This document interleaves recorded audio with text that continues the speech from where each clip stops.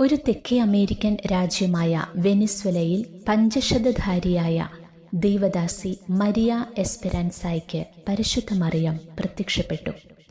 Maria എസ്പെരാൻസ 1928 വെനിസ്വലയിലെ barren castle ജനിച്ചു.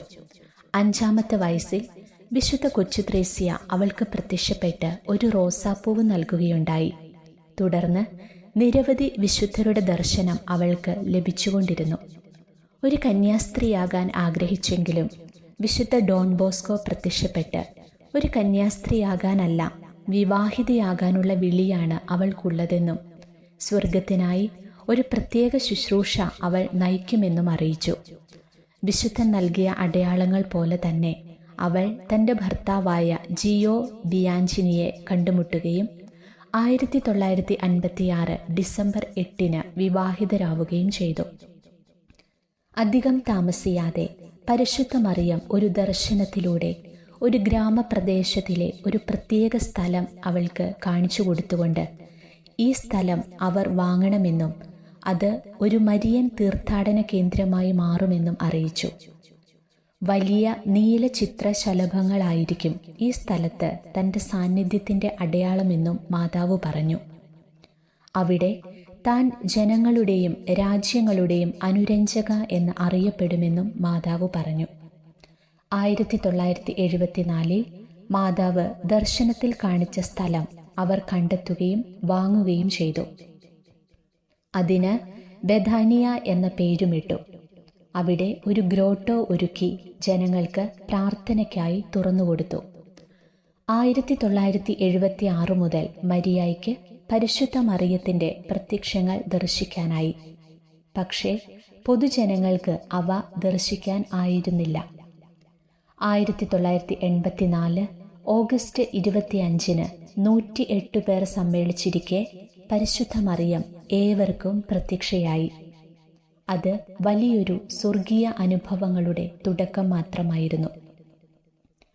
ഈ പ്രത്യക്ഷപ്പെടൽ ദർശിച്ചവരുടെ സ്വന്തം വാക്കുകളിൽ പറഞ്ഞാൽ, നീല ചിത്രശലഭങ്ങൾ അടുത്തുള്ള കാട്ടിൽ നിന്നും പറന്നുവന്ന് ഒപ്പം റോസാപ്പൂവിൻ്റെ വലിയ സുഗന്ധം പ്രദേശമാകെ നിറഞ്ഞു.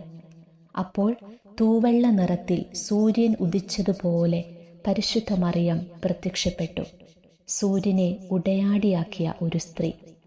സ്ഥലത്തെ ബിഷപ്പായിരുന്ന പിയോ ബെല്ലോ റിക്കാർഡോ 3 വർഷത്തെ അന്വേഷണ പഠനങ്ങൾ നടത്തി ഈ പ്രത്യക്ഷം പ്രത്യേക സ്വർഗീയ ഇടപെടൽ തന്നെയാണെന്ന് അംഗീകരിച്ചു. ഇവിടെ പ്രാർത്ഥിക്കുന്നവർക്ക് ക്ഷമിക്കുവാനും ക്ഷമ ചോദിക്കുവാനുമുള്ള കൃപ ലഭിക്കുന്നു.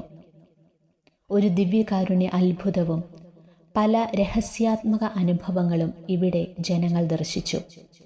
1991 ഡിസംബർ 8 ഇവിടുത്തെ ഗ്രോട്ടോയിൽ വിശുദ്ധ കുർബാന മധ്യേ തിരുവോസ്തിയിൽ നിന്ന് രക്തമൊഴുകാൻ തുടങ്ങി. ബഥാനിയായിൽ നിന്ന് അധികം അകലെയല്ലാതെ ഒരു അഗസ്റ്റീനിയൻ ആശ്രമത്തിൽ ഈ തിരുവോസ്തി വണക്കത്തിനായി സൂക്ഷിച്ചിരിക്കുന്നു. മറ്റൊരനുഭവം ഇതാണ്.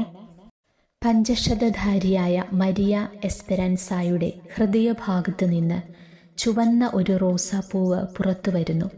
ഈ സംഭവത്തിന് ഡോക്ടർമാരും നിരവധി സാധാരണ ജനങ്ങളും വൈദികരും ദൃക്സാക്ഷികളാണ്.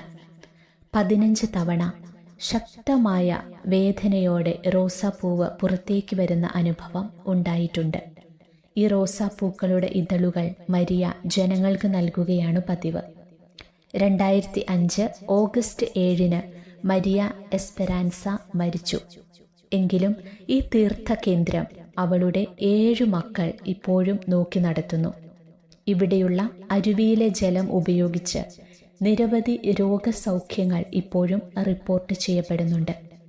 നീല ചിത്രശലഭങ്ങളും റോസാപ്പൂവിൻ്റെ സുഗന്ധവും ചില ദിവസങ്ങളിൽ പ്രാർത്ഥനയ്ക്കിടയിൽ പരിശുദ്ധ മറിയത്തിൻ്റെ സാന്നിധ്യം അറിയിച്ചുകൊണ്ട് ഇപ്പോഴും അനുഭവവേദ്യമാകാറുണ്ട്. നമുക്കും പരിശുദ്ധ അമ്മയുടെ മാധ്യസ്ഥ്യം തേടി പ്രാർത്ഥിക്കാം.